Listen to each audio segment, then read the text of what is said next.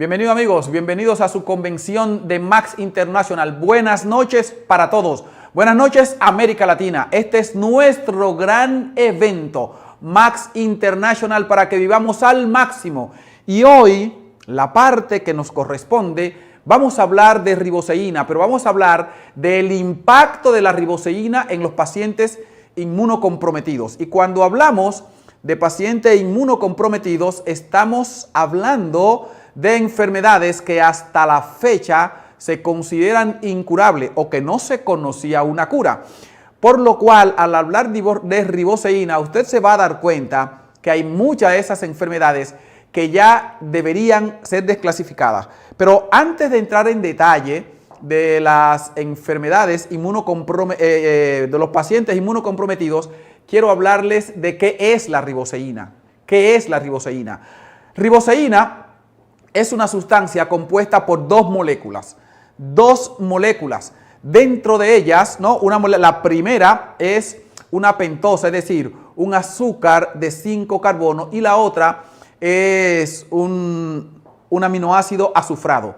Ribosa, azúcar de 5 carbono. Anoten eso.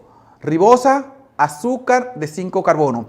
Y un aminoácido azufrado, hay varios, pero vamos hoy a hablar de la N-acetilcisteína. ¿Y cómo funciona? ¿Cómo funciona la ribosa? ¿Qué hace la riboceína? Bueno, cuando hablamos de riboceína estamos hablando de un vehículo, un transporte. Imagínense un autobús en el que usted va a montar personas. En este caso, la riboceína es un autobús que lleva dentro una molécula llamada cisteína, o más bien N-acetilcisteína. Y lo que hace ella es facilitar que esta sustancia entre a la célula y se libere allí en el citoplasma. Podemos ver una célula gigante, bueno, un dibujo de una célula, y vamos a hablar que hay algunos orgánulos, hay núcleo, hay citoplasma, está la membrana celular y todo eso.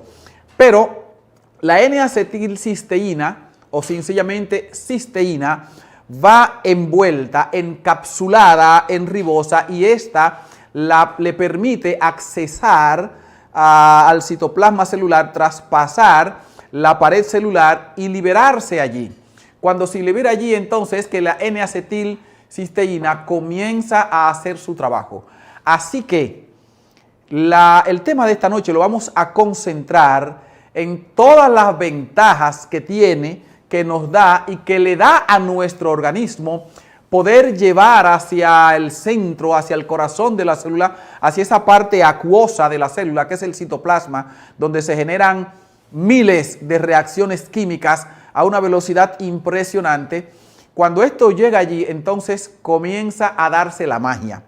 Pero antes de hablar de la magia, quiero mencionarle algunos científicos sumamente importantes. Aquí tengo, por ejemplo, a un científico chileno que al hablar de N-acetilcisteína dice: es mi molécula favorita, hice la tesis sobre esto, es un antioxidante bajo el cual nosotros hemos trabajado durante mucho tiempo.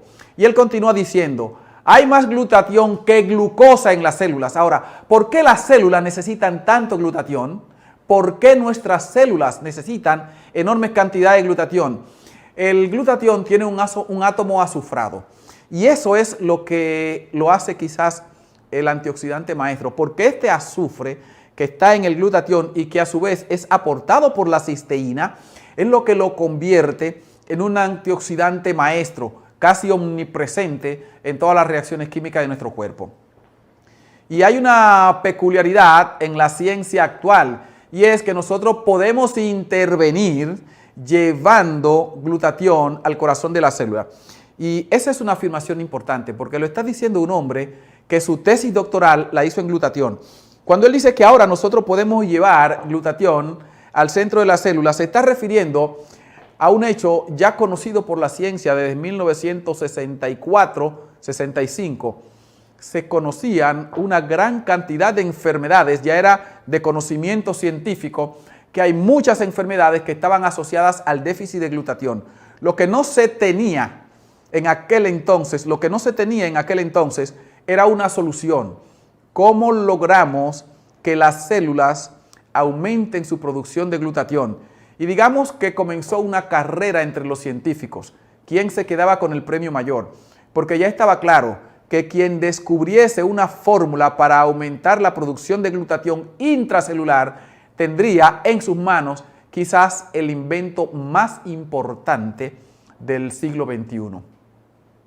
Entonces, el doctor nos dice, esta situación, y voy a leer, esta situación se acompaña de una liberación masiva de citoquina. Y estamos hablando aquí de otro evento. Vamos a darle atrás a la diapositiva, por favor. Esta infección, conocida como SARS-CoV-2, o en otras palabras, el COVID-19, es una infección que provoca la patología que nosotros conocemos como coronavirus 2019 y se puede asociar a la evolución clínica grave, incluida también el síndrome de distrés respiratorio del adulto. ¿Qué es un síndrome de distrés respiratorio? Es esa dificultad que hace que una persona no pueda respirar bien. Quiere respirar, hace el intento, pero aunque los pulmones se expanden, el aire no llega a esos organelos finales conocidos como alveolos. Esta situación que acompaña una liberación masiva de citoquina, y cuando hablamos de citoquina estamos hablando de una sustancia que en condiciones normales es buena, pero cuando nuestro cuerpo la produce en exceso, ella produce un estrés bioquímico y una serie de inflamaciones que van a afectar no solamente los pulmones, sino todo nuestro sistema circulatorio. Y es por eso que ustedes ven que el paciente con COVID-19 va a presentar problemas circulatorios, problemas respiratorios, problemas cardiorrespiratorios, algunos quedan diabéticos, porque todo nuestro organismo responde a esa tormenta citoquímica, produciendo una gran cantidad de enfermedades. Entonces, y continúo leyendo, es en este contexto que se ha estudiado el papel de la N-acetilcisteína en el manejo de pacientes con COVID-19. La N-acetilcisteína es una molécula que por su efecto mucolítico ayuda, y además de eso tiene un efecto antioxidante, lo que facilita que el paciente entonces pueda comenzar a respirar nuevamente. Continuamos. Es decir, directa o indirectamente funciona como un precursor del glutatión reducido, y la acción antioxidante media en la regulación de las citoquinas inflamatorias dependientes del estado redox, reduciendo el estado inflamatorio. Voy a tratar, dice un amigo mío, vamos a picarlo más pequeño para que pueda ser entendido. Cuando el virus del COVID-19 entra a nuestro organismo, la respuesta de nuestro sistema inmunológico es producir citoquina. En condiciones normales, las citoquinas ayudarían a nuestro organismo a defenderse. Lo que sucede es que la producción es tan agresiva, tan violenta, que las citoquinas no solamente van a defenderse del organismo extraño que ha entrado, sino que comienzan a agredir el propio cuerpo, generando inflamación. Y es una inflamación generalizada. Entonces, cuando la N-acetilcisteína entra a la célula y además es liberada en sangre, comienza el proceso compuesto. Tiene un efecto modulador en la producción de citoquina, bajando esa respuesta inflamatoria y permitiendo que el paciente entonces comience a mejorar. Pero hay otro aspecto también, cuando hablamos de pacientes inmunocomprometidos, estamos hablando de la diabetes. Y aquí tengo un estudio que fue hecho también en Chile por los doctores, a ver si puedo leer completamente, Carlos Acevedo L., la doctora Fanny López y la doctora Silvia Sepúlveda y otros doctores, fueron 4 en sentido general. Y esta es muy interesante porque aproximadamente el 5%, de un 4 a un 5% de las mujeres embarazadas terminan haciendo lo que se conoce como un embarazo diabético, es decir, un aumento de azúcar en sangre durante el periodo de gestación. ¿Y por qué pasa esto? Vamos a ver, porque esto es muy interesante. Y esta parte del tema nos vamos a referir a la actividad del glutatión en el embarazo diabético. Seguimos adelante. Y en el estudio hecho por estos doctores, Carlos Acevedo, la doctora Fanny López, la doctora Silvia Sepúlveda y la doctora Victoria Espinosa, ellos encontraron que en las mujeres con diabetes gestacional hay una alta concentración de radicales libres. Escuchen, una alta concentración de radicales libres que son los que terminan causando la destrucción de las células betas del páncreas y también alteraciones morfológicas en el crecimiento incluso del feto. Y esto es interesante porque estamos hablando ahora de oxidación. Y recuerden que el glutatión es un antioxidante, de hecho el antioxidante maestro. El estrés oxidativo ha sido claramente asociado a la diabetes mellitus tipo 2, donde se presenta disminución de la defensa antioxidantes. Además de eso, por una parte, con la existencia de actividades, disminución de la actividad del superóxido dismutasa. El superóxido dismutasa es una sustancia también endógena que nosotros la producimos y que nos ayuda a disminuir la oxidación. Sin embargo, durante este periodo del embarazo, algunas mujeres presentan una disminución del superóxido dismutasa. Y más adelante vamos a volver a hablar de esta molécula para que entendamos con claridad lo que pasa.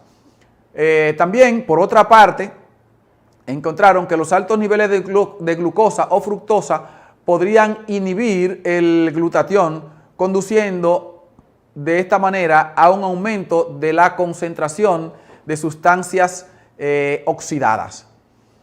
Y de nuevo volvemos a escuchar la palabra oxidación durante la diabetes gestacional. ¿Realmente qué es lo que está pasando? ¿Qué fue lo que estos doctores encontraron? Dice, se ha encontrado que los niveles de marcadores de estrés oxidativos están extremadamente elevados durante el embarazo e incluso en placenta colectada de mujeres que recién acaban de dar a luz, pacientes que hicieron diabetes gestacional. Se ha encontrado a nivel placentario alta cantidad de sustancias oxidadas y una baja concentración de glutatión intracelular. ¿Qué es lo que dice esto? Vamos a ver. Vamos a ver qué es lo que ellos han encontrado. Y aquí llegamos a una parte muy interesante y quiero que presten mucha atención porque vamos a dividir a los antioxidantes en tres grupos. Hay tres grupos de antioxidantes. Primero, el primer grupo de antioxidantes tenemos superóxido dismutasa, la catalasa, tenemos los carotenoides, la transferrina, tenemos albúmina, tenemos glutatión, tenemos glutatión transferasa y otro tipo de glutatión. ¿Qué pasa? En el segundo grupo de antioxidantes, entonces, encontramos ácido úrico, bilirrubina, vitamina A, vitamina C y vitamina E. Estos se encargan de secuestrar los radicales libres. El tercer grupo de antioxidantes es sumamente interesante. Y me gustaría, ojalá tuvieran lápiz y cuaderno a mano para anotar esto. El segundo grupo de antioxidantes, y vamos a detenernos en la explicación de esto. El tercer grupo de antioxidantes es un grupo de antioxidantes que repara el daño ocasionado por los radicales libres en el entorno de la membrana celular. Y allí en el entorno de la membrana celular es que se producen una enorme cantidad de reacciones sumamente importantes porque es donde se replica nuestro ADN. ¿Qué significa replicar el ADN? Nosotros somos lo que nuestro ADN dice. Todo lo que nosotros somos, nuestra voz, nuestro metal de voz, nuestro color de piel, nuestros ojos e incluso hasta nuestras reacciones, nuestras emociones están escritas en el ADN. Ahora, en ese entorno de la pared celular se producen unas reacciones de replicación del ADN. Se copian segmentos del ADN y se llevan para insertarlo en el ADN.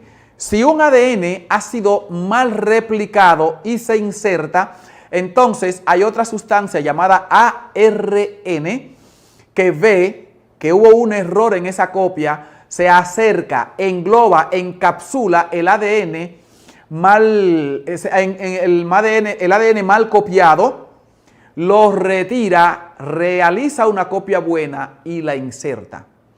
Pero resulta que esos también son antioxidantes. ¿Y cuál es la maravilla de esto? Y ya estamos llegando ya al final de este tema.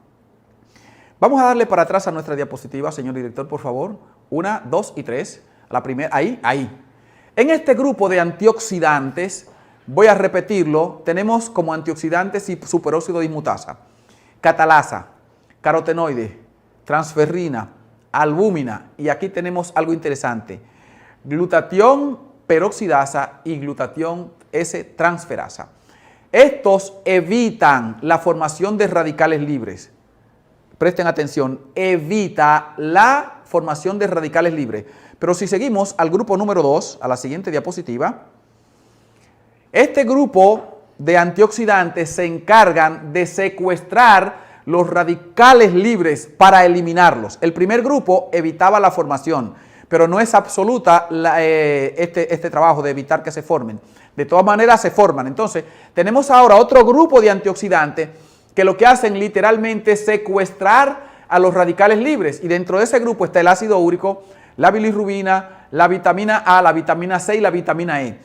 ¿Qué es lo interesante de esto? Que los antioxidantes también se oxidan. Los antioxidantes también se oxidan y a su vez ahora ellos necesitan asistencia del glutatión para desoxidar el antioxidante.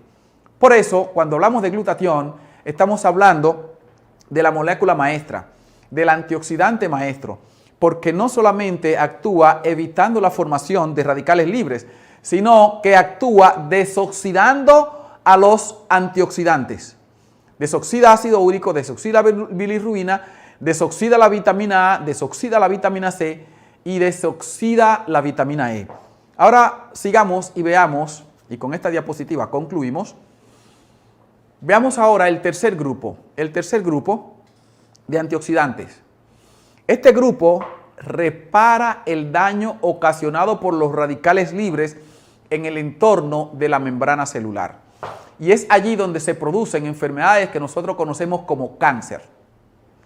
Cuando este grupo de sustancias, enzimas reparadoras de ADN, se oxidan, entonces ellas comienzan a producir copias erróneas del ADN. Pero eso es un proceso normal, eso se da en nuestro cuerpo todo el día, continuamente, toda nuestra vida. El asunto es que si no tenemos un aporte suficiente de glutatión, ellas entonces transfieren un segmento de ADN erróneo, modificando el ADN de una célula. Luego esa célula se va a dividir, se va a convertir en 2 células, pero trae un ADN dañado. Y eso es lo que nosotros conocemos como un tumor. Comienzan a multiplicarse células con ADN dañado. 2 tipos de antioxidantes asociados al ADN.